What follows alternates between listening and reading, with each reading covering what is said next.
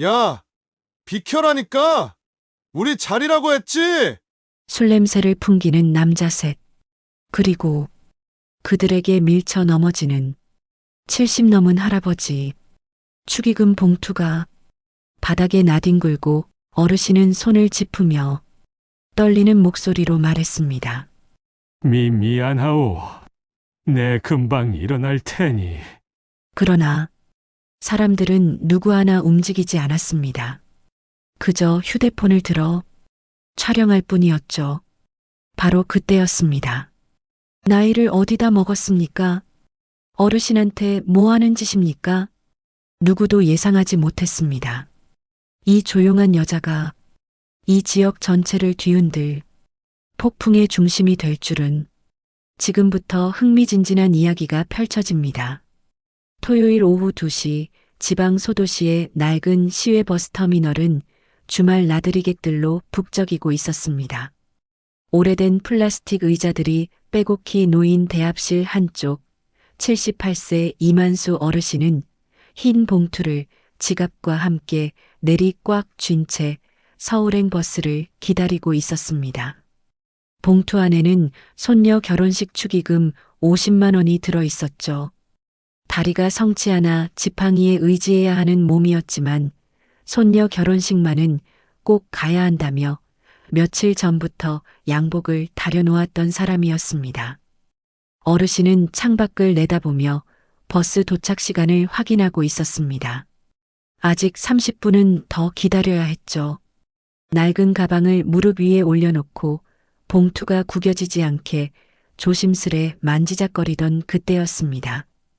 야, 비켜라니까. 여기 우리 자리라니까.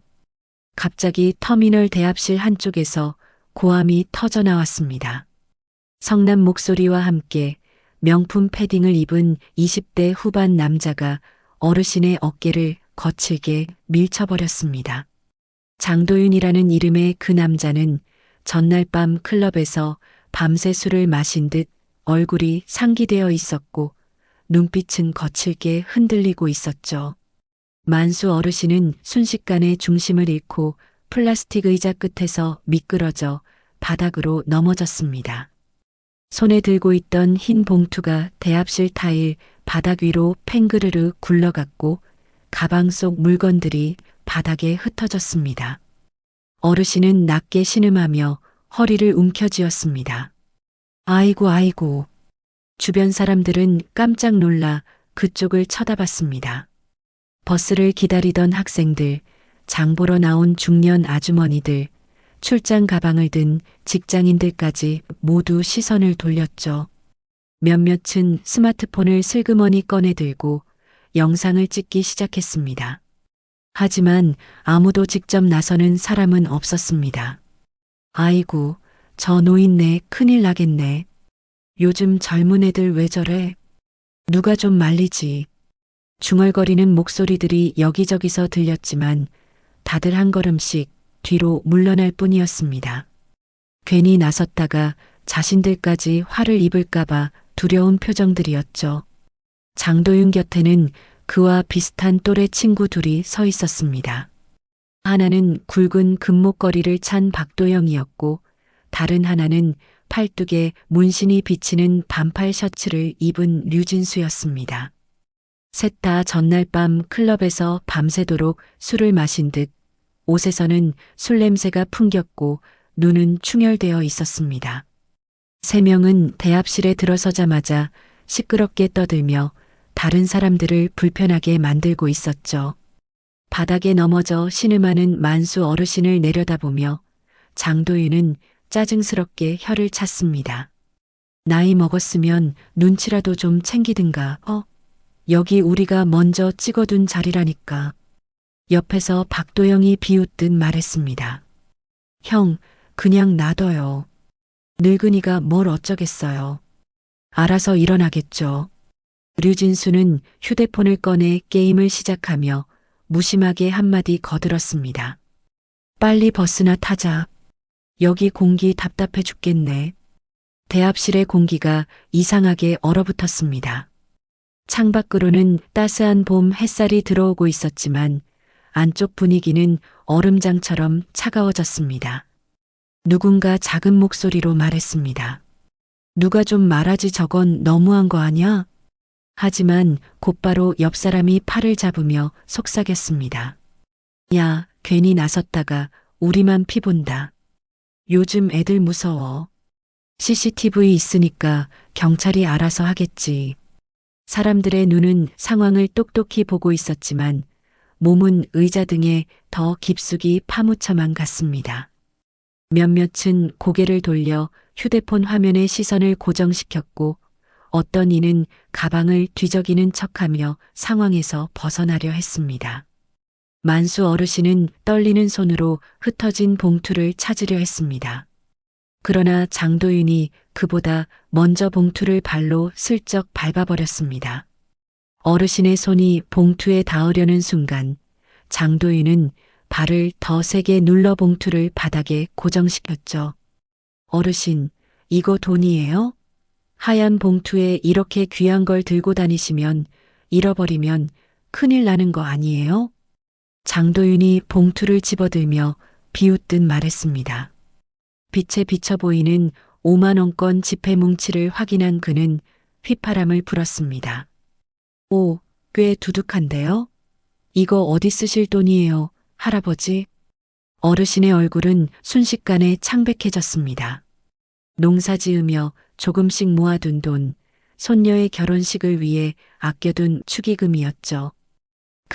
그거 내 손녀 결혼식 축의금인데 제발 돌려주게나. 어르신의 목소리는 떨리고 있었습니다. 하지만 장도윤 일행은 그저 낄낄거리며 봉투를 서로 던지고 받기 시작했습니다. 마치 공놀이하듯 어르신이 손을 뻗으면 다른 사람에게 던지고 그러면 또 다른 사람이 받아 던지는 식이었죠. 대합실 분위기는 점점 더 무거워졌습니다. 사람들은 분명 불의를 보고 있었지만 그 누구도 나서지 못했습니다.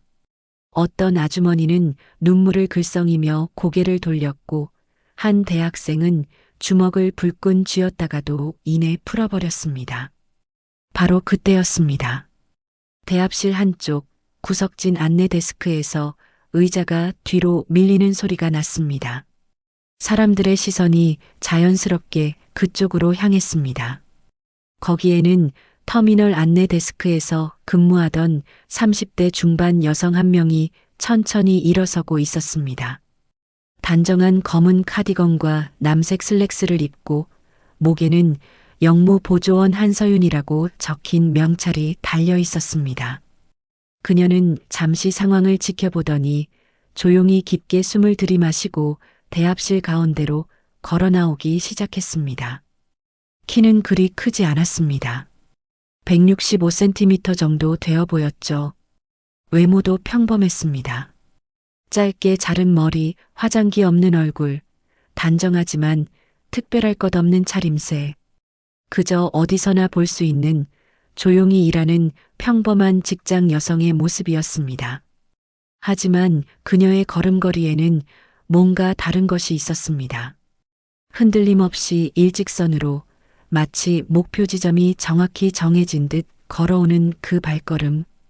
양팔은 자연스럽게 내려져 있었지만 어딘지 모르게 긴장된 군인의 자세가 느껴졌습니다. 사람들은 숨을 죽인 채 그녀를 바라봤습니다. 장도윤 일행도 걸어오는 그녀를 힐끗 쳐다봤지만 아직은 대수롭지 않게 여기는 표정이었죠. 아직 아무도 몰랐습니다. 이 평범해 보이는 여자가 이 도시가 한 번도 겪어보지 못한 사람이라는 것을, 그리고 지금부터 펼쳐질 장면이 이 터미널을 지나는 모든 사람들의 기억에 오래도록 남게 될 거라는 것을요. 한서윤은 넘어져 있는 만수 어르신 앞에 멈춰 섰습니다.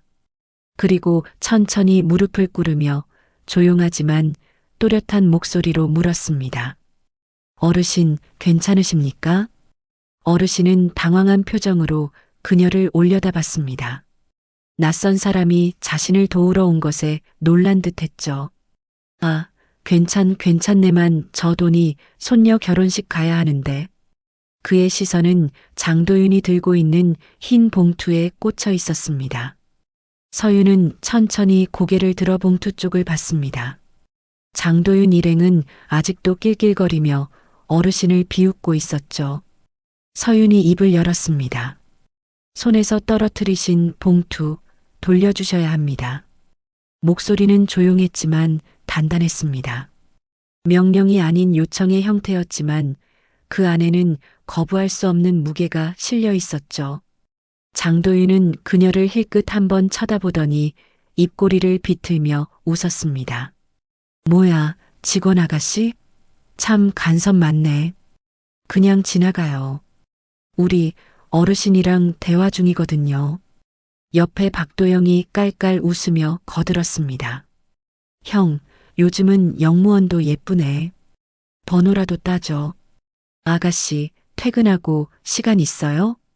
류진수는 한술 더 떠서 의자에 다리를 올려놓고 비꼽듯 말했습니다. 언니 일이나 하시지.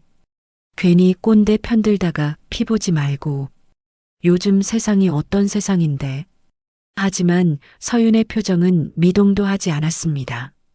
그녀는 천천히 몸을 일으켜 세우며 장도윤과의 거리를 한 발짝 좁혔습니다. 그 눈빛에는 묘한 기운이 서려 있었습니다. 겁에 질린 사람의 눈빛이 아니었습니다. 거리를 계산하고 상대의 체격과 중심을 보는 눈빛이었죠. 마치 사냥감을 관찰하는 맹수의 눈처럼 차갑고 정확했습니다. 지금 노인분을 밀치신 건 폭행입니다. 봉투를 바로 돌려주세요. 말투는 여전히 존댓말이었지만 그 안에는 명령에 가까운 힘이 실려 있었습니다. 더 이상 협상의 여지가 없다는 뉘앙스였죠. 장도윤의 얼굴이 갑자기 굳어졌습니다. 자신이 무시당하고 있다는 걸 깨달은 것입니다. 그는 화가 난 듯 서윤의 어깨를 손가락으로 툭툭 건드리기 시작했습니다. 야, 너 일하는 애 맞지? 알바 주제에 어디서 훈계야? 아, 정직원이야? 그럼 더 조심해야지. 내가 민원 넣으면 너 잘리는 거 알아? 그의 손끝이 서윤의 어깨를 더 거칠게 밀어붙이려는 순간이었습니다. 주변에서 작은 비명이 터졌습니다. 아! 그러나 다음 장면은 누구도 예상하지 못한 것이었습니다. 서윤의 상체가 아주 살짝 5cm 정도만 옆으로 비틀렸습니다. 동시에 그녀의 오른손이 번개처럼 움직이며 장도윤의 손목을 감싸쥐었죠. 부드럽지만 단단한 동작이었습니다. 이어서 짧고 간결한 동작 하나. 서윤의 왼손이 장도윤의 팔꿈치를 가볍게 밀어 올렸습니다. 동시에 오른손이 손목을 비틀며 아래로 당겼죠. 지렛대의 원리처럼 최소한의 힘으로 최대의 효과를 내는 정확한 각도였습니다. 장도윤의 팔이 순식간에 비틀려 올라갔습니다. 그의 몸 전체가 그 힘을 따라 앞으로 끌려나가며 중심을 잃고 대합실 바닥에 풀썩 엎어졌습니다. 흑, 손목. 장도윤의 비명이 터져나왔습니다. 박도형과 류진수의 얼굴이 동시에 굳어졌죠. 주변 사람들도 입을 벌린 채 멍하니 바라보기만 했습니다. 서윤은 손목을 꺾은 채 최소한의 힘만 유지하고 있었습니다. 상대가 더 저항하면 각도가 더 꺾여 더 아프겠지만 멈추면 그대로 풀릴 수 있는 정도의 압력이었습니다. 뼈가 부러지거나 인대가 찢어질 정도의 힘은 아니었죠. 완벽하게 통제된 제압술이었습니다. 주변에서 탄성이 터져나왔습니다. 헐, 봤어? 방금? 저거 무슨 영화에서나 나오는 거 아니냐? 대박 손목 한 번에. 박도영이 욕을 내뱉으며 달려들려는 순간 서윤이 눈썹 하나를 살짝 찌푸렸습니다. 시선이 박도영을 향했죠. 그 눈빛만으로도 경고는 충분했습니다. 하지만 박도영은 이미 흥분한 상태였습니다. 주먹을 쥔 채 서윤을 향해 돌진했죠. 서윤의 왼발이 바닥을 미끄러지듯 움직였습니다. 스케이트를 타듯 부드러운 동작으로 박도영의 다리 앞을 정확히 가로막았습니다. 동시에 장도윤의 손목을 잡고 있던 오른손은 그대로 유지한 채 왼쪽 팔꿈치가 살짝 밀려나갔습니다. 박도영의 명치 부분을 정확히 맞춘 것이죠. 강하지 않았습니다. 하지만 달려드는 힘을 그대로 역이용한 타이밍이었기에 박도영은 허공에서 허우적거리다 중심을 잃고 옆에 플라스틱 벤치에 부딪혀 주저앉았습니다. 크! 신음소리가 터져 나왔습니다. 이 모든 과정이 불과 3초 만에 일어났습니다. 장도윤은 바닥에 엎드린 채 손목을 잡히고 박도영은 벤치에 주저앉아 명치를 움켜쥐고 있었죠. 류진수만 남았습니다. 그는 서윤의 눈빛을 정면으로 마주친 순간 본능적으로 깨달았습니다. 이 여자는 자신들과 차원이 다르다는 것을 어딘지 모르게 훈련된 사람 앞에 선 기분이었습니다. 군인이나 경찰, 아니 그보다 더 높은 수준의 누군가. 괜히 가까이 갔다가 자신까지 바닥에 나뒹굴 것 같다는 직감이 들었죠. 류진수는 한 발 뒤로 물러서며 두 손을 들었습니다. 야, 그만해. CCTV도 다 있고 우리가 잘못했어. 진짜로. 목소리가 떨리고 있었습니다. 서윤은 더 이상 공격하지 않았습니다. 그저 바닥에 엎드린 장도윤의 손목을 여전히 잡은 채 짧고 명확하게 한마디만 던졌습니다. 지금 그 봉투를 어르신께 돌려주시고 바로 사과하십시오. 그렇지 않으면 경찰을 부르겠습니다. 그 목소리는 놀랍도록 차분했습니다. 방금 2명의 성인 남성을 제압한 사람의 목소리라고는 믿기지 않을 정도로 평온했죠. 하지만 듣는 사람의 등골을 서늘하게 만드는 힘이 있었습니다. 장도윤은 바닥에 얼굴을 댄 채 신음했습니다. 알았어, 놔줘, 제발. 서윤은 천천히 손목에 가한 압력을 풀었습니다. 장도윤이 비틀거리며 일어나자 바닥에 떨어져 있던 흰 봉투를 집어들었습니다. 손이 떨렸죠. 그는 만수 어르신 앞에 봉투를 내밀었습니다. 죄송합니다. 목소리는 작았지만 대합실 안은 워낙 조용했기에 모두에게 들렸습니다. 만수 어르신은 떨리는 손으로 봉투를 받아들었습니다. 서윤이 어르신을 부축해 의자에 앉혔습니다. 괜찮으시죠, 어르신? 아가씨 고맙네, 정말 고마워. 어르신의 눈가에 눈물이 맺혔습니다. 그때 대합실에 있던 사람들 중 누군가가 이미 112에 전화를 걸고 있었습니다. 그리고 천천히 몇몇 이들이 의자에서 일어나 가까이 다가오기 시작했습니다. 괜찮으세요, 할아버지? 제가 물 떠다 드릴게요. 경찰 오고 있대요. 조금만 기다리세요.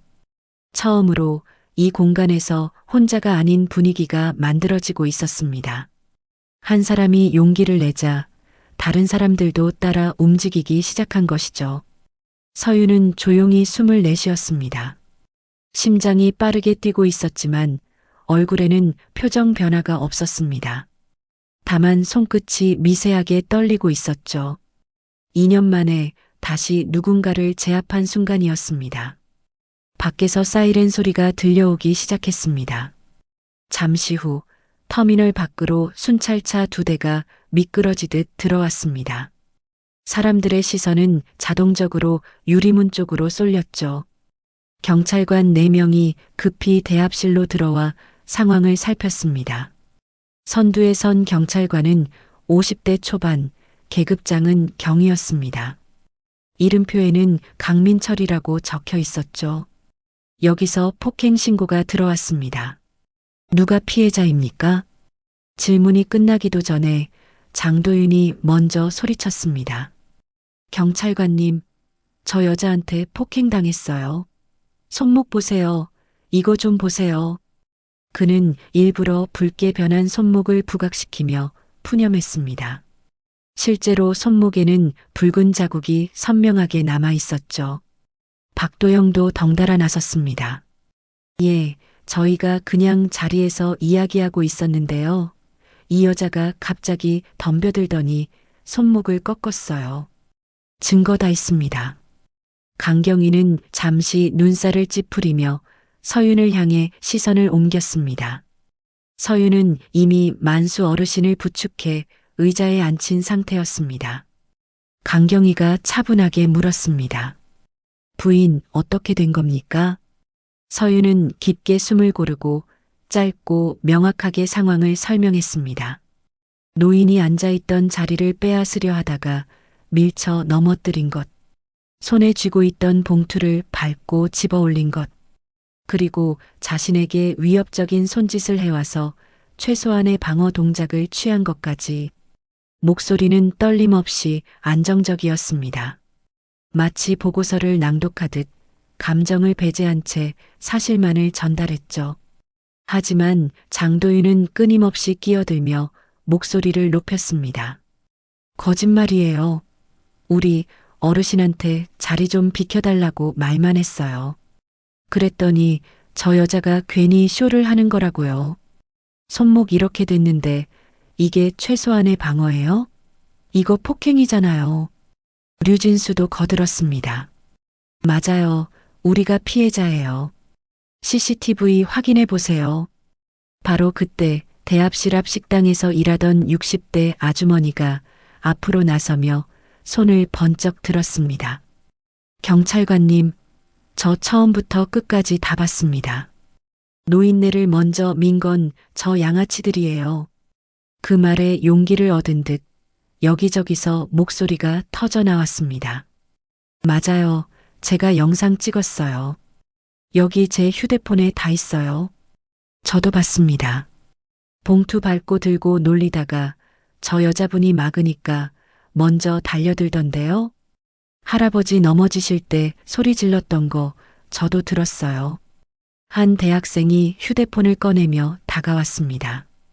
경찰관님, 여기요. 제가 처음부터 다 찍었는데 확인해 보시겠어요? 강경희는 휴대폰을 받아 영상을 재생했습니다. 화면 속에는 장도윤이 어르신의 어깨를 밀치는 장면이 선명하게 담겨 있었습니다. 봉투를 주워들고 비웃는 모습도 서윤에게 먼저 손을 댄 것도 모두 기록되어 있었죠. 강경희의 표정이 굳어졌습니다. 좋습니다. 관련자 전원 파출소로 가서 진술하시죠. 여기서는 정확한 조사가 어렵겠습니다. 목소리에 힘이 실렸습니다. 순찰차 한 대에는 장도윤 일행이, 다른 차에는 만수 어르신과 서윤이 타게 됐습니다. 이동하는 동안 박도영의 입에서는 중얼거림이 끊이지 않았습니다. 우리 아버지가 누군지 아냐? 이 동네에서 우리 아버지 모르는 사람 없는데. 두고 봐라, 진짜. 그 말 중 하나가 조수석에 앉은 젊은 순경의 귀에 정확히 들어갔습니다. 저기 아버지가 누구신데요? 박도영이 으스대며 대답했습니다. 장태훈 회장. 태훈건설 들어봤어? 순경의 눈이 커졌습니다. 운전하던 강경희의 손이 순간 핸들을 더 세게 쥐었죠. 장태훈. 이 지역에서 모르는 사람이 거의 없는 이름이었습니다. 지역 건설사 회장이자 각종 후원과 기부로 정치권과도 깊이 얽힌 인물. 시장 선거 때마다 거액을 후원하고 경찰서 체육대회에도 협찬을 하는 사람이었죠. 강경희의 머릿속이 복잡해졌습니다. 이거 일이 커지겠군. 파출소에 도착하자 모두 제각기 다른 조사실로 분산됐습니다. 서윤은 작은 방에서 차분하게 그저 본대로만 진술했습니다. 종이에 적고 서명을 마치려던 순간이었습니다.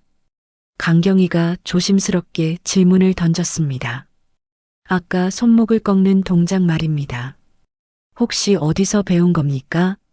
서윤은 잠시 펜을 멈췄습니다. 그리고는 웃는 듯 많은 듯한 표정으로 대답했습니다. 예전에 군에서 조금 배웠습니다. 군요? 네. 여군으로 복무했었습니다. 강경희는 고개를 끄덕이려다가 문득 서윤이 신분증을 꺼낼 때 본 것이 떠올랐습니다. 지갑 안에서 슬쩍 보였던 낡은 군인 신분증. 이름과 생년월일 아래 희미하지만 분명한 글자들. 한서윤 소위 707특임대. 강경희의 눈이 순간 크게 떠졌습니다. 머릿속에 단어 하나가 번개처럼 스쳐 지나갔죠. 707특임대 백호부대. 대한민국 최정예 대테러 특수부대. 그곳 출신이라면 아까 그 동작들이 설명됐습니다. 아, 이 사람 보통 사람이 아니구나. 강경희는 더 이상 묻지 않았습니다. 다만 서윤을 바라보는 시선이 달라졌죠. 존중과 경계가 섞인 눈빛이었습니다. 한편 다른 조사실에서는 장도윤이 여전히 고개를 빳빳이 세우고 있었습니다. 손목에는 얼음팩이 올려져 있었지만 얼굴에는 반성의 기미가 보이지 않았죠. 그때 문이 벌컥 열리며 한 중년 남자가 들어왔습니다. 맞춤 정장을 입고 넥타이를 꽉 조인 모습. 금태 안경 너머로 날카로운 눈빛이 빛났습니다. 바로 장태훈 회장이었습니다. 도윤아. 그 한마디에 장도윤의 태도가 순식간에 달라졌습니다. 아버지 제가. 장태훈은 아들의 말을 손짓으로 막았습니다. 그리고는 경찰관들을 향해 낮은 목소리로 그러나 확실하게 말했습니다. 우리 아들이 실수했다면 적절한 선에서 해결하도록 합시다. 피해 보상도 충분히 하고요. 곧바로 파출소장을 찾기 위해 복도로 나갔습니다. 파출소장은 장태훈과 악수를 나누며 미묘한 긴장 속의 대화를 시작했죠. 후원, 행사, 인연 이런 단어들이 은근슬쩍 오르내렸습니다. 하지만 그때 파출소 안에서는 전혀 다른 움직임이 벌어지고 있었습니다. 휴게실에서 쉬던 젊은 순경 하나가 휴대폰을 보다가 눈을 동그랗게 떴습니다. 이거 우리 관할 터미널 아냐? 화면에는 영상 하나가 빠르게 퍼지고 있었습니다. 제목은 단순했습니다. 노인 폭행 막은 여직원, 한 손으로 건달세 제압. 터미널에서 사건을 촬영했던 대학생이 이미 SNS에 영상을 올린 상태였던 것입니다. 영상 속에는 노인이 밀쳐지는 장면, 봉투가 밟히는 순간, 그리고 서윤이 간결한 동작으로 한 남자의 손목을 꺾는 모습까지 고스란히 담겨 있었습니다. 댓글은 폭발적으로 달리고 있었습니다. 와, 저거 무슨 액션 영화냐? 손목 꺾는 각도 봐라. 완전 프로잖아. 노인 건드리는 놈들은 꼭 저렇게 당해야 함. 저 여성분 누구임? 군인 출신 아니냐? 곧 영상은 파출소 내부 단톡방으로도 공유됐습니다. 강경희의 휴대폰에도 알림이 떴죠. 그는 영상을 한 번 더 돌려봤습니다. 화면 속 손목을 꺾는 각도, 발의 위치, 시선 처리. 그 모든 것이 아마추어의 것이 아니었습니다. 역시 특수부대 출신이 맞군. 복도 한쪽 의자에는 만수 어르신이 앉아 종이컵에 물을 조금씩 마시고 있었습니다. 손은 여전히 떨리고 있었죠. 괜히 이를 키우는 건 아닌가. 하지만 이대로 참고 넘어가면 어르신은 갈등하고 있었습니다. 그때 서윤이 조용히 다가와 옆에 앉았습니다. 어르신 많이 놀라셨죠? 아가씨 나 때문에 괜한 일에 휘말린 거 아닌가 모르겠소. 서윤은 잠시 어르신을 바라보다 조용히 고개를 저었습니다. 어르신 잘못은 하나도 없습니다. 잘못한 사람은 따로 있어요. 그녀는 잠시 침묵하다가 단호하게 덧붙였습니다. 이번엔 그냥 넘어가시면 안 됩니다. 그 말은 마치 자신에게 하는 말 같기도 했습니다. 2년 전 다른 현장에서 지키지 못했던 누군가를 떠올리며 서윤의 눈빛이 잠시 흔들렸습니다. 그 시각 소장실에서는 장태훈이 은근한 압박을 이어가고 있었습니다. 젊은 친구들끼리 다툰 건데 이 정도에서 원만히 피해자분께 충분히 보상하고 마무리하면 어떻겠습니까? 하지만 파출소장의 책상 위에는 이미 출력된 사진 몇 장이 놓여 있었습니다. SNS에서 떠돌기 시작한 그 영상의 캡처, 그리고 강경희가 조회해 놓은 자료. 한서윤 전중위 707특임대. 파출소장은 고개를 들어 장태훈을 바라봤습니다. 회장님, 이번 건 조금 단순한 실수로 처리하기 어려울 것 같습니다. 권력과 여론. 두 축이 서로 반대 방향에서 서서히 부딪히기 시작하는 순간이었습니다. 파출소 복도에서 장태훈 회장과 파출소장의 대화가 이어지고 있었습니다. 장태훈의 목소리는 낮았지만 그 안에는 압력이 담겨 있었죠. 소장님도 아시잖습니까? 우리 회사가 이 지역에 얼마나 기여했는지. 작년 경찰서 체육대회 때도 3천만 원 후원했고요. 파출소장은 난처한 표정을 지었습니다. 그건 감사하게 생각합니다만 아이들이 술 먹고 실수한 겁니다. 피해자분께 충분히 보상하면 되지 않겠습니까? 병원비, 합의금, 뭐든 제대로 드리고요. 장태훈은 지갑에서 명함을 꺼내며 덧붙였습니다. 제 변호사 연결해 드리죠. 조용히 원만하게 마무리합시다. 하지만 파출소장은 책상 위 자료를 손가락으로 가리켰습니다. 회장님, 문제는 이겁니다. 그곳에는 SNS 캡처 화면이 여러 장 출력되어 있었습니다. 조회수가 빠르게 올라가는 영상, 쏟아지는 댓글들. 이미 인터넷에 다 퍼진 상황입니다. 언론사에서도 연락이 오기 시작했고요. 장태훈의 얼굴이 굳어졌습니다. 영상을 누가 올렸습니까? 터미널에 있던 시민이 찍은 것 같습니다. 이미 수만 명이 봤고 계속 퍼지고 있습니다. 파출소장은 모니터를 돌려 보였습니다. 화면에는 실시간 댓글이 쏟아지고 있었죠. 노인 폭행은 진짜 최악이다. 재벌 2세가 또 사고 쳤네. 저 여자분 정체가 뭐임? 동작 미쳤는데. 이런 놈들은 꼭 처벌받아야 함. 장태훈은 입술을 깨물었습니다. 인터넷 여론이라는 것이 얼마나 무서운지 잘 알고 있었습니다. 돈으로도 권력으로도 막을 수 없는 것이죠. 일단 사과문부터 준비하겠습니다. 그리고 피해자분을 직접 찾아뵙고, 그것도 중요하지만 더 큰 문제가 있습니다. 파출소장은 또 다른 자료를 꺼냈습니다. 제압한 여성분 말입니다. 신원 조회 결과 전직 707특임대 출신입니다. 707특임대요? 백호부대라고도 부릅니다. 대테러 특수부대죠. 장태훈의 표정이 더욱 어두워졌습니다. 상황이 생각보다 훨씬 복잡하다는 걸 깨달은 것입니다.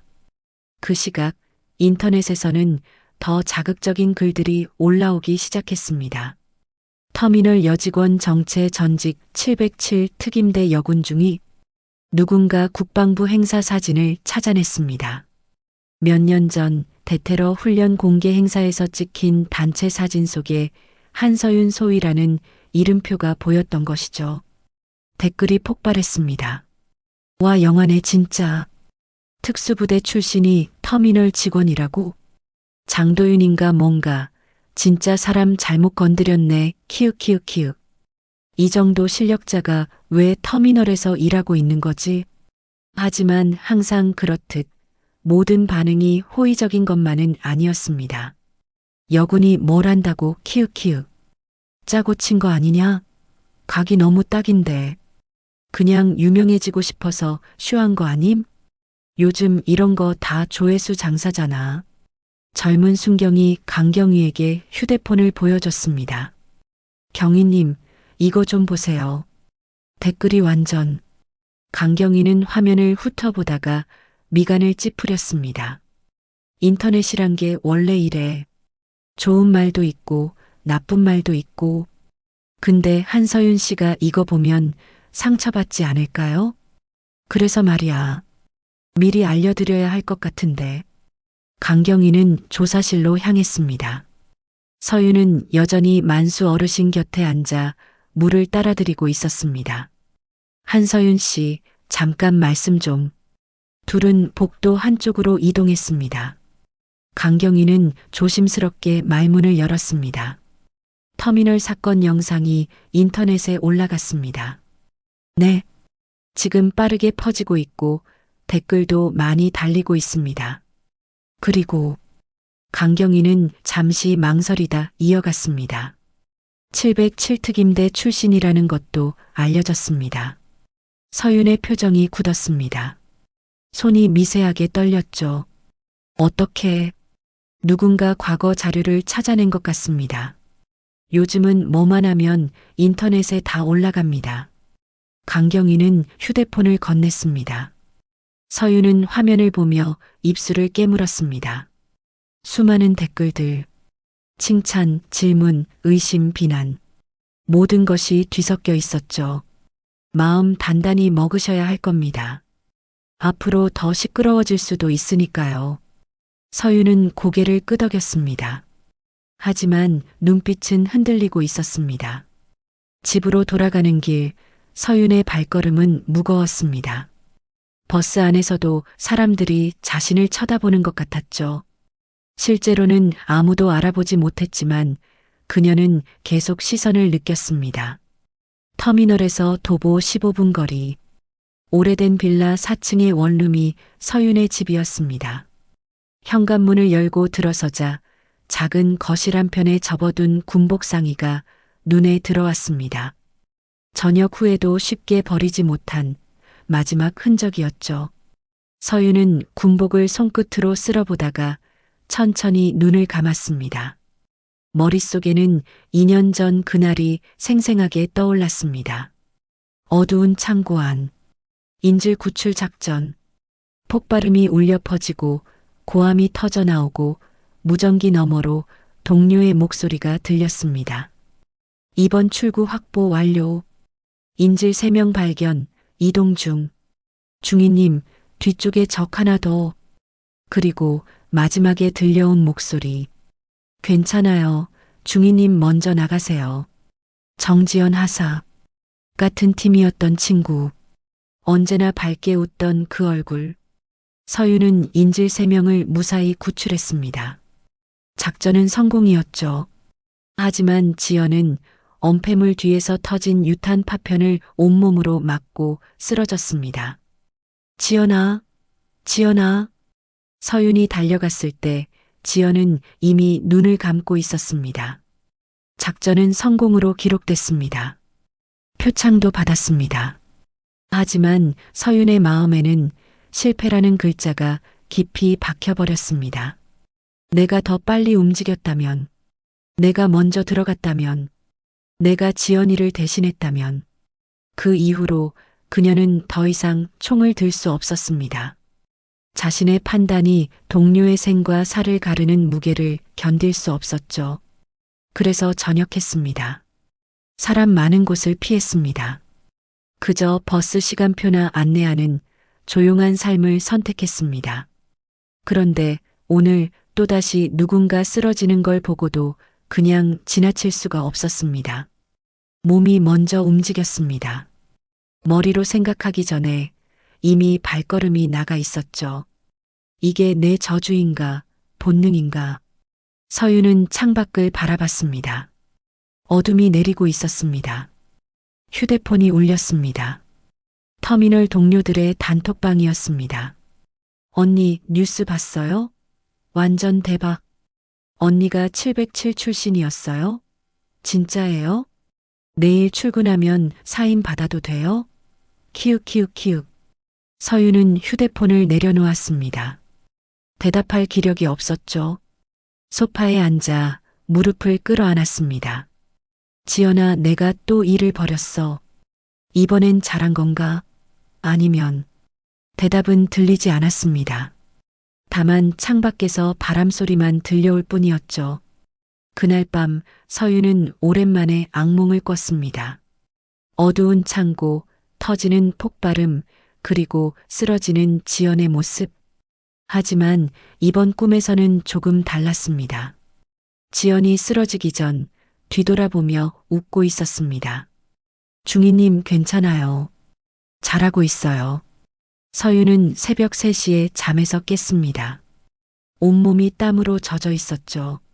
하지만 이상하게도 가슴은 조금 가벼워진 것 같았습니다.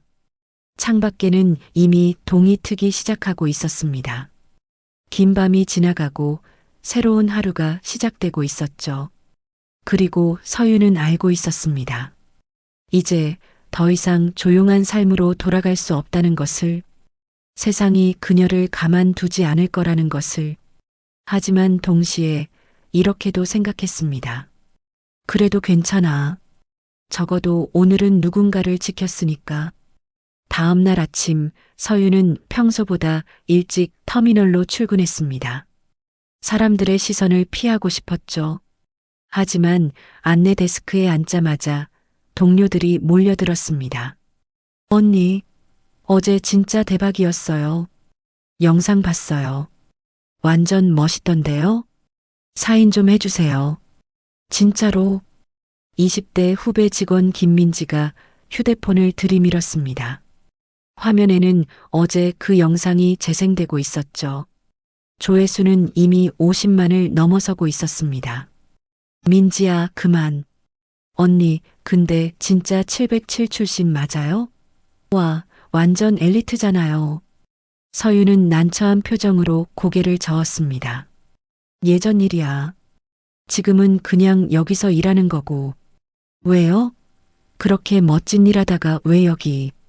말을 잇지 못한 민지의 눈에 서윤의 표정이 어두워지는 게 보였습니다. 아, 죄송해요. 제가 실례했네요. 아니야, 괜찮아. 서윤은 억지로 웃으며 자리에서 일어났습니다. 잠깐 화장실 좀. 화장실 거울 앞에 선 서윤은 자신의 얼굴을 바라봤습니다. 피곤한 얼굴, 다크서클이 짙어진 눈가. 왜 여기서 일하냐고. 그 질문에 대답할 수 있는 사람은 아무도 없었습니다. 자신조차도 명확히 설명할 수 없었으니까요. 그때 휴대폰이 울렸습니다. 모르는 번호였습니다. 여보세요? 한서윤 중위님이십니까? 낯선 남자의 목소리였습니다. 또렷하고 어딘가 군인 특유의 억양이 느껴졌죠. 전역했습니다. 지금은 중위가 아니고요. 아, 죄송합니다. 저는 국방부 특수전사령부에서 근무하는 최준혁 소령입니다. 서윤의 손이 떨렸습니다. 무슨 일이신지요? 최근 터미널 사건 영상을 봤습니다. 실력이 여전하시더군요. 혹시 복귀 의향이 있으신지 여쭙고 싶어서 연락드렸습니다. 지금 여성 특수요원이 많이 부족한 상황이거든요. 서윤은 잠시 침묵했습니다. 가슴이 두근거렸죠. 죄송하지만 저는 다시 돌아갈 생각이 없습니다. 그래도 한번 생각해. 없습니다. 단호한 목소리였습니다. 최준혁 소령은 잠시 침묵하다가 말했습니다. 알겠습니다. 하지만 명함은 보내드리겠습니다. 혹시 마음이 바뀌시면 연락 주십시오. 전화가 끊어졌습니다. 서윤은 휴대폰을 꽉 쥐었습니다. 복귀 절대 안 돼. 그날 오후 파출소에서 다시 연락이 왔습니다. 추가 조사가 필요하다는 내용이었죠. 파출소에 도착한 서윤을 맞이한 건 강경이었습니다. 오늘은 간단한 확인만 하고 가시면 됩니다. 네. 조사실로 들어가자 책상 위에 여러 서류가 놓여 있었습니다. CCTV 화면 캡처, 증인 진술서, 그리고 이건 서윤의 군 경력 자료였습니다. 입대 일자부터 전역 일자까지 복무부대와 계급까지 모두 기록되어 있었죠. 강경희가 조심스럽게 말했습니다. 신원 조회 과정에서 확인됐습니다. 문제가 되는 건 아니고 그냥 참고 자료입니다. 서윤은 자료를 내려다봤습니다. 707특임대 한서윤 소위 현중이, 주특기 대테러 작전, 근접 전투, 표창 국방부 장관 표창 1회, 부대장 표창 3회, 그리고 마지막 줄. 저녁 사유 개인 사정. 서윤의 손끝이 그 문구 위에서 멈췄습니다. 개인 사정. 그 짧은 단어 안에 말할 수 없는 긴 이야기가 담겨 있었습니다.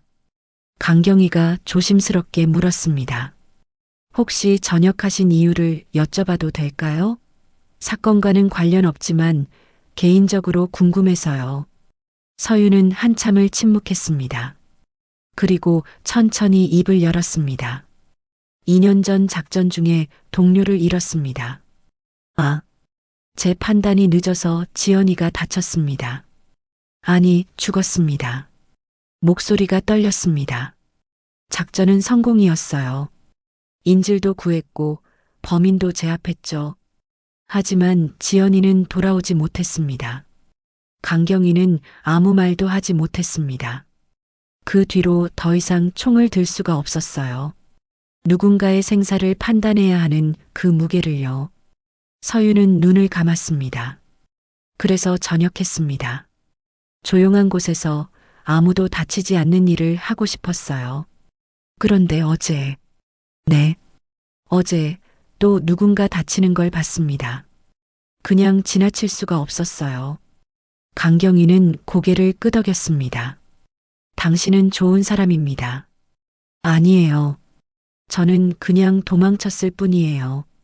그날 저녁 인터넷 커뮤니티에는 새로운 글이 올라왔습니다. 707 출신 한서윤, 과거 작전 중 동료 잃고 전역. 누군가 군 관계자에게 들었다는 이야기를 올린 것입니다. 물론 정확하지 않은 내용도 섞여 있었지만 핵심은 맞았죠. 댓글이 쏟아졌습니다. 그래서 터미널에서 일하고 있었구나. PTSD 있을 것 같은데 괜찮으려나. 동료 잃은 트라우마가 있는데도 노인 구하려 나선 거네. 이거 진짜 영화보다 더 영화 같음. 하지만 역시 악플도 있었습니다. 그럼 책임감 없다는 거 아님? 동료 죽게 한 사람이 영웅 행세? 이런 거 미화하지 말자. 서윤은 집에서 그 글들을 보고 있었습니다. 노트북 화면 앞에서 손이 떨렸습니다. 동료 죽게 한 사람. 그 문장이 가슴에 박혔습니다. 자신도 늘 생각하던 말이었으니까요. 눈물이 흘러내렸습니다. 지연아 미안해, 정말 미안해. 그때 휴대폰이 울렸습니다. 만수 어르신이었습니다. 아가씨, 괜찮소? 인터넷에 이상한 글들이 올라왔다던데. 어르신 저는 괜찮습니다. 아가씨, 내 말 좀 들어보시오. 어르신의 목소리는 단호했습니다. 아가씨가 어떤 과거를 가졌든 나한테는 은인이요. 그 사실은 변하지 않소. 어르신. 그리고 말이요. 사람이 실수할 수도 있는 거요. 중요한 건 그 뒤에 어떻게 사느냐 아니겠소? 서윤은 울먹이며 대답했습니다. 감사합니다. 내일 시간 되면 우리 집에 들르시오. 밥이라도 같이 먹읍시다. 전화를 끊고 서윤은 창밖을 바라봤습니다. 밤하늘에 별이 빛나고 있었습니다. 지연아, 내가 지금 잘하고 있는 걸까? 대답은 없었습니다. 하지만 가슴 한편에서 작은 목소리가 들리는 것 같았습니다. 언니 괜찮아요. 잘하고 있어요. 서윤은 책장에서 낡은 앨범을 꺼냈습니다. 군 시절 사진들이 담긴 앨범이었죠. 그 안에 지연과 함께 찍은 사진이 있었습니다. 훈련복을 입고 어깨동무를 한 채 웃고 있는 두 사람. 중이님, 저 사진 잘 나왔죠? 너 혼자만 잘 나왔어, 지연아. 에이, 언니도 예쁜데요. 그때의 웃음소리가 귓가에 들리는 것 같았습니다. 서윤은 사진을 가슴에 안았습니다. 지연아, 나 이제 어떻게 하면 좋을까? 조용히 살고 싶은데 자꾸 일이 생겨. 근데 말이야, 어제는 그냥 지나칠 수가 없었어. 내가 거기 있었다면 너도 똑같이 했을 거지? 바람이 창문을 스쳐 지나갔습니다. 마치 대답하는 것처럼 서윤은 천천히 사진을 앨범에 다시 끼워 넣었습니다. 그리고 군복이 걸린 옷장을 바라봤습니다. 다시 입을 일은 없겠지. 하지만 그때 배운 것들이 어제 누군가를 지키는 데 쓰였어. 그것만으로도 의미가 있는 걸까? 서윤은 노트북을 닫고 침대에 누웠습니다. 오늘 밤은 악몽을 꾸지 않기를 바라며, 그리고 내일은 조금 더 평범한 하루이기를 바라며, 하지만 세상은 그녀를 가만두지 않을 것입니다. 이미 너무 많은 사람이 그녀를 알아버렸으니까요. 밤은 깊어갔고 서울 어딘가에서는 기자들이 취재 준비를 하고 있었습니다. 707 출신 여성의 두 번째 인생이라는 제목으로 사건은 생각보다 빠르게 커졌습니다. 터미널 폭행 영상이 언론에까지 보도되면서 노인 폭행 재벌 2세라는 자극적인 자막이 붙기 시작했습니다. 장태훈 회장은 분노와 당황을 감추지 못한 채 여러 방면으로 로비를 시도했지만 이미 여론은 까맣게 돌아선 뒤였습니다. 검찰은 사건을 상해 및 특수폭행 혐의로 정식 기소했고 몇 달 뒤 첫 공판이 열렸습니다. 재판정 한쪽에는 만수 어르신과 서윤, 그리고 터미널 식당 아주머니 등 증인들이 앉아 있었습니다. 반대편에는 장도윤과 그의 변호인단, 그리고 멀찍이 떨어져 앉은 장태훈 회장이 있었습니다. 변호인은 끝까지 술에 취한 상태에서의 실수, 사회적 무리는 충분히 반성하고 있다며 형량을 줄이려 애썼습니다. 심지어 첫 변론에서는 이렇게까지 말했습니다. 피고인은 당시 순간적으로 몸이 부딪혀 노인이 넘어간 줄 알았고 고의성은 없었습니다. 봉투를 든 건 역시 장난에 가까운 행동이었습니다. 그 말에 방청석에서 숨죽이던 만수 어르신의 손이 떨렸습니다. 서윤이 옆에서 조용히 그의 손등을 감싸 쥐어주었습니다. 재판장이 말했습니다. 피해자 이만수 씨, 증인석으로 나오십시오. 만수 어르신은 천천히 일어나 지팡이의 의지에 증인석으로 걸어갔습니다. 떨리는 손으로 선서를 마치고 자리에 앉았습니다. 검사가 물었습니다. 당시 상황을 설명해 주시겠습니까? 어르신은 떨리는 목소리로 당시 상황을 다시 이야기했습니다. 밀치는 힘이 얼마나 거칠었는지, 양복 바지가 찢어질 정도로 넘어진 순간의 충격이 어땠는지, 손녀 결혼식 생각에 봉투만 찾으려 했던 자신의 마음까지요. 저 봉투가 제 전 재산이나 마찬가지였습니다. 몇 달 동안 조금씩 모은 돈이었습니다. 손녀 얼굴도 못 보고 그 돈마저 빼앗긴다면 목이 메어 말을 잇지 못했습니다. 방청석에서 훌쩍이는 소리가 들렸습니다. 변호인이 차갑게 반박했습니다. 피해자분께서 다소 과장하시는 것 같습니다.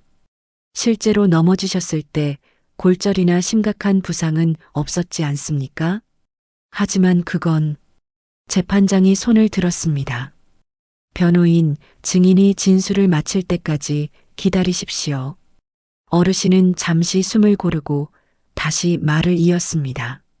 몸은 괜찮았습니다. 하지만 그때 그 두려움은 저는 평생 농사 지으며 살아온 사람입니다. 한 번도 누구한테 이렇게 대접받은 적이 없었습니다. 재판장이 고개를 끄덕였습니다. 알겠습니다. 다음 증인 한서윤 씨, 증인석으로 나오십시오. 서윤이 천천히 일어섰습니다.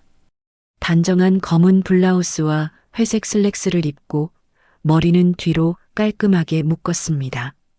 증인석에 앉은 서윤의 눈빛은 흔들림이 없었습니다. 검사가 물었습니다. 당시 상황을 목격하셨습니까? 네. 터미널 안내 데스크에서 근무 중이었습니다. 피고인이 피해자를 밀치는 장면을 직접 봤습니다. 그 후 어떻게 하셨습니까? 피해자가 넘어진 것을 확인하고 다가갔습니다. 피고인에게 봉투를 돌려주라고 요청했습니다. 그러자 피고인은 어떻게 했습니까?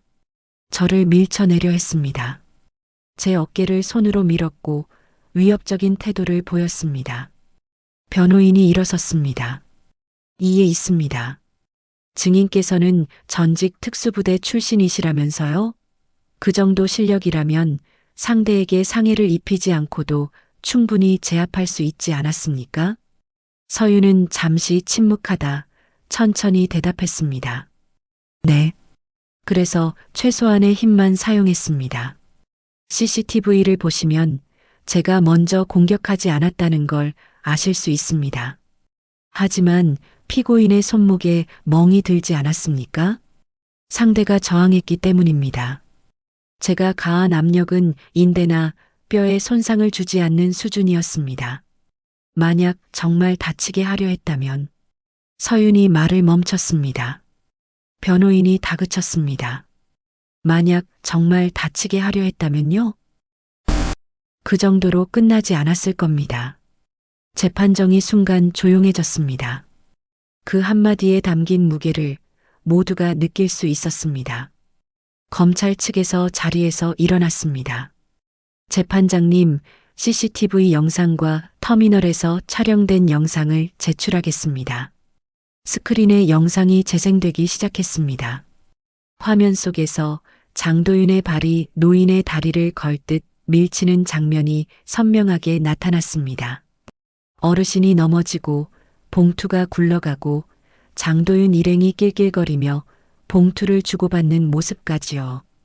이어서 서윤이 다가오는 장면, 장도윤이 먼저 서윤의 어깨를 미는 장면, 그리고 서윤이 최소한의 동작으로 손목을 제압하는 순간까지 모든 것이 이 부녀의 영상 안에 담겨 있었습니다.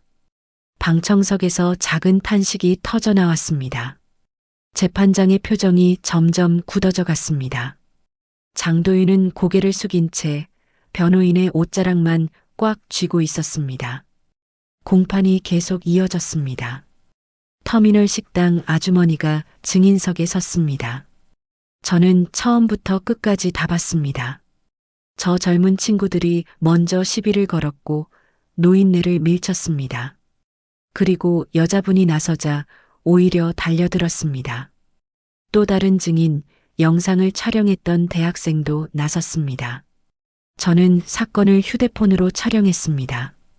처음에는 그냥 요즘은 이런 걸 기록해야 한다고 생각해서요. 근데 한서윤 씨가 나서는 걸 보고 정말 놀랐습니다. 그렇게 침착하게, 정확하게 움직이는 사람을 처음 봤습니다. 공판 막바지, 재판장은 피고인에게 마지막으로 물었습니다. 피고인, 지금이라도 피해자에게 할 말이 있습니까? 장도윤은 한참을 침묵하다가 마치 상대를 보지 못하겠다는 듯 고개를 숙인 채 말했습니다. 죄송합니다. 하지만 그 말에는 어딘가 진심이라기보다 상황을 모면하려는 기색이 더 짙게 묻어 있었습니다. 그걸 가장 먼저 느낀 사람은 다름 아닌 만수 어르신이었습니다. 재판장이 망치를 들었습니다. 피고인 장도윤에게 징역 8개월, 집행유예 2년을 선고한다. 또한 사회봉사 200시간, 노인복지센터 자원봉사 의무를 명한다. 판결문이 낭독되었습니다. 피고인은 술에 취한 상태에서 고령의 피해자를 폭행하고 금품을 빼앗으려 한 행위는 명백한 범죄이다.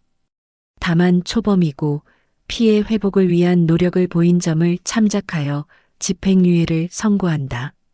그러나 이러한 행위가 반복된다면 사회는 더 이상 관용을 베풀지 않을 것임을 명심하라. 결과 자체는 다소 가볍게 느껴질 수도 있는 형량이었습니다. 하지만 중요한 건 공개적인 법정에서 노인 폭행이라는 낙인이 공식적으로 찍힌 것, 그리고 그가 더 이상 이 도시에서 무엇이든 돈으로 해결하는 재벌 2세로 살 수 없게 되었다는 사실이었습니다. 법정을 나오는 길에 취재진이 서윤을 향해 마이크를 들이밀었습니다. 한서윤 씨, 전직 707 특임대 출신이시라던데 오늘 소감 한 말씀만 해주세요. 왜 터미널에서 근무하고 계신 겁니까? 다시 군으로 복귀할 계획은 없으신가요? 서윤은 잠시 카메라를 바라보다 아주 짧게 대답했습니다. 당연한 일을 했을 뿐입니다. 용기를 낸 건 저보다 고소를 결심하신 어르신이십니다. 그리고는 더 이상 말없이 만수 어르신을 부축해 법원 밖으로 걸어 나갔습니다. 그 말은 그대로 저녁 뉴스의 한 줄 자막으로 흘러들어가며 수많은 시청자들의 마음을 건드렸습니다. 특히 나이 먹었다고 억울해도 참고만 살았던 수많은 시니어들의 가슴 깊은 곳을요. 법원 앞 계단에서 만수 어르신은 서윤의 손을 꽉 잡았습니다. 아가씨, 정말 고맙소. 아가씨 아니었으면 나는 평생 이 억울함 안고 살았을 거요. 아니에요, 어르신. 어르신께서 끝까지 포기하지 않으셨잖아요. 처음엔 무서웠소. 괜히 나섰다가 더 큰일 날까봐. 근데 아가씨가 옆에 있어주니까 용기가 났소. 어르신의 눈가에 눈물이 맺혔습니다. 서윤도 눈시울이 붉어졌습니다. 어르신, 손녀분 결혼식은 잘 다녀오셨어요? 그럼 손녀놈이 얼마나 좋아하던지. 할아버지가 이렇게 용감한 줄 몰랐다고 하더라고. 하하. 어르신의 웃음소리가 법원 계단에 울려 퍼졌습니다. 주변 사람들이 미소 지으며 그들을 바라봤습니다. 그날 저녁 서윤은 집으로 돌아와 소파에 앉았습니다. TV에서는 재판 결과가 뉴스로 나오고 있었습니다. 터미널 노인 폭행 사건, 재벌 2세에게 집행유예 선고. 하지만 시민들의 반응은 여전히 뜨겁습니다. 리포터의 목소리가 이어졌습니다. 이번 사건은 단순한 폭행 사건을 넘어 우리 사회에 큰 질문을 던졌습니다. 불의를 보고도 침묵하는 것이 안전한가, 아니면 한 사람의 용기가 세상을 바꿀 수 있는가? 인터뷰 화면이 나왔습니다. 거리의 시민들이 말했습니다. 저도 비슷한 상황을 본 적이 있는데 그냥 지나쳤거든요. 이번 사건 보고 반성했습니다. 나이 드신 분들이 당해도 참고 사는 경우가 많잖아요. 이번에 용기 내신 어르신 정말 대단하십니다. 한서윤 씨 같은 사람이 더 많아져야 합니다. 우리 사회가 더 안전해지려면요. 서윤은 TV를 껐습니다. 조용한 방 안에서 깊게 숨을 들이마셨습니다. 휴대폰이 울렸습니다. 터미널 동료 민지였습니다. 언니, 뉴스 봤어요. 대박이에요. 내일 출근하면 완전 스타 대접받으실 거예요. 민지야. 아, 그리고요. 터미널 사장님이 언니 표창하신대요. 모범 직원상이래요. 그건 좀 부담스러운데. 에이, 언니 너무 겸손하신 거 아니에요? 언니가 한 일 생각하면 당연한 거예요. 전화를 끊고 서윤은 창밖을 바라봤습니다. 밤하늘에 별이 빛나고 있었습니다. 문득 2년 전 지영과 함께 야간 훈련을 마치고 별을 보던 날이 떠올랐습니다. 중이님, 우리 이 일 왜 하는 걸까요? 글쎄, 누군가는 해야 하니까. 그것뿐이에요? 더 멋진 이유 없어요? 누군가를 지킬 수 있다면 그게 이유가 될 수 있지 않을까? 우와, 중이님 멋있어요. 저도 그렇게 말할래요. 누군가를 지키는 사람. 서윤은 미소를 지었습니다. 눈가에 눈물이 맺혔지만 이번엔 슬픔만은 아니었습니다. 지연아, 나 오늘 누군가를 지켰어. 내가 옆에 있었다면 자랑스럽다고 해줬을까? 바람이 창문을 스쳐 지나갔습니다. 마치 대답하는 것처럼요. 다음 날 아침 서윤은 평소보다 일찍 터미널로 출근했습니다. 안내 데스크에 앉자마자 동료들이 몰려들었습니다. 언니, 어제 뉴스 봤어요. 완전 멋있던데요? 사인 좀 해주세요. 진짜로. 20대 후배 직원 김민지가 휴대폰을 들이밀었습니다. 화면에는 어제 법원 앞에서 찍힌 서윤의 사진이 기사로 올라와 있었습니다. 서윤은 난처한 표정으로 고개를 저었습니다. 민지야, 그만. 언니, 근데 진짜 707 출신 맞아요? 와, 완전 엘리트잖아요. 서윤의 표정이 잠시 어두워졌습니다. 민지가 눈치를 챘습니다. 아, 죄송해요. 제가 실례했네요. 아니야, 괜찮아. 하지만 서윤의 목소리는 작았습니다. 그때 터미널 사장이 다가왔습니다. 한서윤 씨, 잠깐 사무실로 올 수 있겠어요? 서윤은 사장을 따라 사무실로 들어갔습니다. 사장은 미소를 지으며 말했습니다. 이번 일 정말 잘했어요. 우리 터미널 이미지도 좋아졌고 뭔가 보상을 해야 할 것 같은데. 아닙니다, 사장님. 당연한 일을 했을 뿐입니다. 그래도 말이죠. 일단 이번 달 성과급 특별 지급하고 표창장도 수여할 예정입니다. 서윤은 난처한 표정을 지었지만 거절할 수 없었습니다. 사무실을 나오는데 휴대폰이 울렸습니다. 모르는 번호였습니다. 여보세요? 한서윤 중위님이십니까? 낯선 남자의 목소리였습니다. 또렷하고 어딘가 군인 특유의 억양이 느껴졌습니다. 전역했습니다. 지금은 중위가 아닙니다. 아, 죄송합니다. 저는 국방부 특수전사령부에서 근무하는 최준혁 소령입니다. 서윤의 손이 떨렸습니다. 무슨 일이십니까? 최근 터미널 사건 영상을 봤습니다. 실력이 여전하시더군요. 혹시 복귀 의향이 있으신지 여쭙고 싶어서 연락드렸습니다. 지금 여성 특수요원이 많이 부족한 상황입니다. 서윤은 잠시 침묵했습니다. 가슴이 두근거렸습니다. 죄송하지만 저는 다시 돌아갈 생각이 없습니다. 그래도 한번 생각해 보시죠. 중위님 같은 인재가 없습니다. 단호한 목소리였습니다. 최준혁 소령은 잠시 침묵하다가 말했습니다. 알겠습니다. 하지만 명함은 보내드리겠습니다. 혹시 마음이 바뀌시면 연락 주십시오. 전화가 끊어졌습니다. 서윤은 휴대폰을 꽉 쥐었습니다. 복귀. 절대 안 돼. 그날 오후 터미널은 평소보다 분주했습니다. 몇몇 승객들이 서윤을 알아보고 다가왔습니다. 혹시 뉴스에 나온 그분 맞죠? 사진 한 장 찍어도 될까요? 저희 아버지가 어제 뉴스 보시고 정말 감동하셨대요. 감사 인사 전해달라고 하셨어요. 서윤은 어색하게 웃으며 고개를 숙였습니다. 저녁 무렵 만수 어르신이 터미널을 찾아왔습니다. 손에는 작은 보자기에 싼 무언가를 들고 있었습니다. 어르신, 어떻게 오셨어요?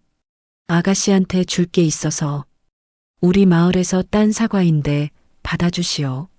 어머, 이렇게까지.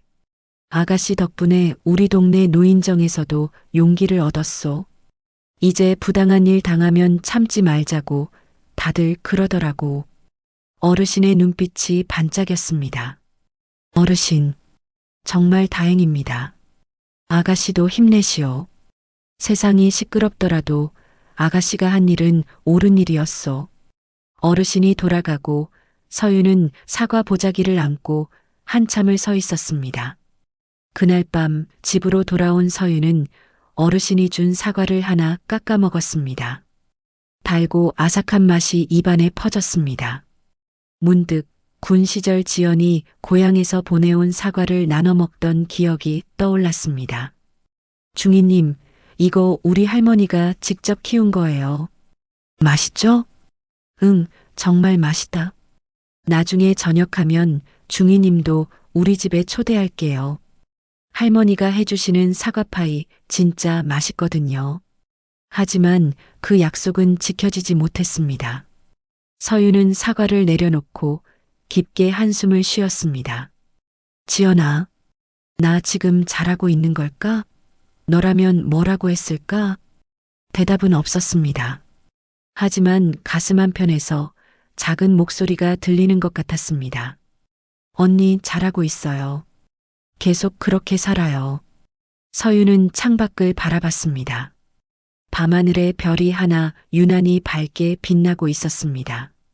마치 지연이가 어딘가에서 자신을 지켜보고 있는 것 같았습니다. 지연아, 고마워. 내가 있어서. 조용한 밤이 깊어갔습니다. 서유는 그날 밤 오랜만에 편안하게 잠들었습니다. 악몽 대신 따뜻한 꿈을 꾸었습니다. 지연과 함께 웃으며 걷는 그런 꿈을요. 몇 주 뒤 만수 어르신이 사는 동네 작은 공원에 새로 칠한 벤치 하나가 놓였습니다. 벤치 등받이 한쪽에는 작은 명패가 붙어 있었습니다. 노인을 위해 나선 한 시민의 용기를 기억하며 서원시청. 그 문구를 읽던 서유는 어색한 표정으로 웃었습니다. 이런 건 너무 과한데요. 옆에서 만수 어르신이 크게 웃으며 말했습니다. 아니야. 이 동네 노인네들 이 벤치 볼 때마다 아가씨 생각할 거요. 그래, 우리 편이 어디엔가 하나는 있다. 이렇게 말이요. 어르신의 얼굴은 예전보다 훨씬 밝아져 있었습니다.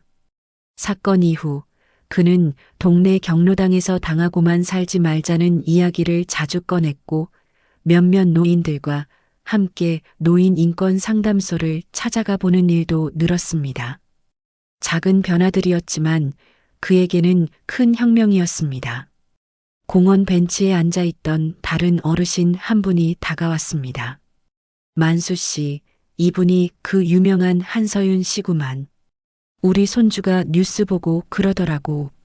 할아버지, 저런 사람이 진짜 멋진 거래. 맞소. 우리가 배워야 해. 나이 들었다고 무시당할 필요 없다는 걸 말이요. 서유는 두 어르신을 바라보며 미소 지었습니다. 뭔가 따뜻한 것이 가슴에 차올랐습니다. 한편 터미널 식당 아주머니 유명자 씨의 가게에는 손님이 부쩍 늘었습니다. 사람들이 일부러 노인 폭행 사건 때 증언해준 식당이라는 소문을 듣고 찾아온 것이었습니다. 그때마다 명자 씨는 꼭 한마디를 덧붙였습니다. 내가 한 건 아무것도 없어요. 진짜는 그때 혼자 나섰던 저 아가씨라니까. 어느 날 한 대학생이 식당에 들어오며 물었습니다. 여기가 그 식당 맞죠? 제가 영상 찍었던 사람인데요. 그 뒤로 뭔가 달라진 게 있어요? 명자 씨는 국자를 내려놓고 대답했습니다. 달라진 거요? 글쎄, 손님들이 서로한테 좀 더 친절해진 것 같더라고. 누가 짐 들고 힘들어하면 도와주고, 길 물어보면 친절하게 알려주고. 작은 거지만 그게 변화 아니겠어요? 대학생은 고개를 끄덕였습니다. 저도요. 그날 이후로 부당한 일 보면 그냥 지나치지 못하겠더라고요. 터미널에서의 서윤의 일상도 조금씩 달라졌습니다. 어떤 승객들은 뉴스에서 봤다며 인사를 건넸고 사인을 해달라는 사람도 나타났습니다. 그러나 서윤은 최대한 과한 관심을 피하려 했습니다. 어느 날 동료 민지가 물었습니다. 언니 국방부에서 연락 왔다면서요? 진짜 다시 군대 들어가는 거예요? 서윤은 잠시 하늘을 보며 대답했습니다. 글쎄요. 아직은 잘 모르겠어요. 일단은 여기 버스 시간 잘 챙기는 것만으로도 충분한 것 같아요. 그 말은 반쯤은 진심이었고 반쯤은 자신을 향한 위로였습니다. 다만 하나는 분명했습니다. 어떤 상황이 다시 찾아오더라도 눈앞에서 누군가 짓밟히고 있다면 그냥 지나치지는 못할 거라는 것. 그게 그녀의 상처이자 동시에 그녀가 살아가는 방식이 되어버렸으니까요. 어느 토요일 오후 서윤은 휴무를 맞아 조용히 국립묘지를 찾았습니다. 검은 코트를 입은 채 한 묘비 앞에 서서 오래도록 움직이지 않았습니다. 거기에는 이렇게 새겨져 있었습니다. 정지연 하사 조국과 이웃을 위해 몸을 바치다. 서윤은 묘 앞에 흰 국화를 내려놓고 조용히 말을 건넸습니다. 지연아, 나 또 괜한 일에 끼어들었다. 입꼬리가 살짝 올라갔지만 눈가에는 눈물이 맺혀 있었습니다. 근데 내가 옆에 있었다면 똑같이 했을 거지? 바람이 살짝 불며 나뭇잎이 사각거렸습니다. 대답은 들리지 않았지만 서윤은 어쩐지 알 것 같았습니다. 지연이라면 그 누구보다 먼저 노인에게 달려갔을 거라는 거요. 요즘은 꿈에 내가 자주 나와. 예전엔 악몽이었는데 이젠 그냥 내가 웃고 있더라. 언니 잘하고 있어요라고 말하는 것 같아서 서윤은 무릎을 꿇고 앉았습니다. 미안해, 지연아. 너를 지키지 못해서 그날 내가 더 빨리 판단했더라면 목이 메었습니다. 하지만 이제는 알 것 같아. 내가 나한테 원하는 게 뭔지. 그냥 계속 살아가라는 거지. 누군가를 지키면서 서윤은 천천히 일어섰습니다. 묘비를 쓰다듬으며 마지막 인사를 했습니다. 다음에 또 올게. 좋은 소식 가지고. 묘지를 나오는 길 서윤의 휴대폰이 울렸습니다. 발신자는 이만수 어르신이었습니다. 아가씨, 오늘도 공원에서 모임 있는데 시간 괜찮으면 들르지 않겠소? 요즘 젊은 사람들 이야기도 좀 듣고 싶어서 말이야. 서윤은 하늘을 한번 올려다보며 대답했습니다. 네, 어르신. 조금 늦을 수도 있는데 갈게요. 전화를 끊고 걷는 발걸음이 전보다 조금은 가벼워져 있었습니다. 그녀는 여전히 자신을 영웅이라 부르는 말이 불편했습니다. 그저 필요한 순간에 해야 할 일을 했을 뿐이라고 생각했습니다. 그러나 세상 어딘가에서 우리 편이 딱 한 명이라도 있다면, 덜 무섭다고 느끼는 누군가가 있다면 그것만으로도 충분하다고 서윤은 조금씩 받아들이기 시작했습니다. 공원에 도착하자 벤치 주변에 어르신들이 모여 앉아 있었습니다. 서윤이 다가가자 모두 환하게 웃으며 손을 흔들었습니다. 아가씨 왔구만. 어서 오시오. 기다렸소. 만수 어르신이 서윤의 손을 잡고 벤치로 안내했습니다. 아가씨, 오늘은 우리가 준비한 게 있소. 한 할머니가 보자기를 풀어 떡을 꺼냈습니다. 우리 동네에서 제일 맛있는 떡집 떡이요. 아가씨 먹어봐요. 어머, 이렇게까지. 아니요. 아가씨가 우리한테 용기를 줬으니 우리도 뭔가 해줘야지. 다른 어르신이 말했습니다. 아가씨 덕분에 우리 손주가 달라졌소. 할아버지가 용감하다고 자랑스럽다고 하더라고. 요즘 경로당에서도 분위기가 좋소. 다들 당당하게 말하고 억울한 일 당하면 참지 말자고 하더라고. 서윤은 떡을 한 입 베어 물며 미소 지었습니다. 어르신들이 용기 내신 거예요. 저는 그냥 옆에 있었을 뿐이에요. 아니요. 아가씨가 먼저 나서줬잖소. 그게 우리한테는 큰 힘이 됐소. 만수 어르신이 서윤의 어깨를 토닥였습니다. 해가 천천히 지고 공원에 노을이 내려앉았습니다. 어르신들과 서윤은 벤치에 앉아 오래도록 이야기를 나눴습니다. 과거의 일, 현재의 일, 그리고 앞으로의 희망까지. 서윤은 그 순간 깨달았습니다. 영웅이란 특별한 사람이 아니라 필요한 순간에 옆에 있어주는 사람이라는 것을, 그리고 자신도 누군가에게는 그런 사람이 되어 있다는 것을. 멀리서 바라보면 작은 도시의 공원, 벤치에 앉아 웃으며 이야기하는 노인들과 그 옆에 앉은 서윤의 뒷모습이 보였습니다. 평범한 풍경이었지만 그 안에는 용기와 희망, 그리고 연대의 온기가 담겨 있었습니다. 서윤은 이제 알고 있었습니다. 자신이 완벽한 사람은 아니지만 그래도 괜찮다는 것을. 지연이가 바라던 것도 아마 이런 게 아니었을까요? 계속 살아가는 것, 누군가를 지키는 것, 그리고 함께 웃는 것. 하늘에는 별이 하나둘 떠오르기 시작했습니다. 서윤은 하늘을 올려다보며 작게 속삭였습니다. 지연아, 나 지금 괜찮아. 내 덕분이야.